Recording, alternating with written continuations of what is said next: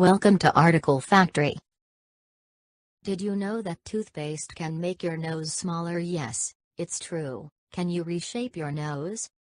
There are many girls who are not happy with the shape and size of their nose, especially if they have a broad and big nose.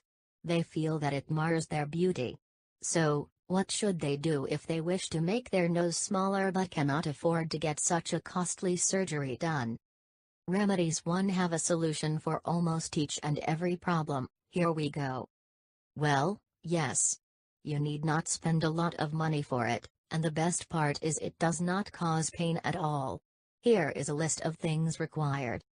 1. 1 teaspoon toothpaste. 2. 1 teaspoon freshly ground ginger. 3. 1 tablespoon apple cider vinegar. How to prepare and apply it. 1. Mix the ingredients in a bowl to make a thick paste. 2. Now, take a brush and apply a little amount of this mixture on your nose. 3. Leave it on for half an hour. 4. After half an hour, rinse your face with cold water. You can also use apple cider vinegar to clean your nose. Wash it with cold water later. 5. Apply this to your nose every day until you get the desired results. You will notice the difference within 10 days.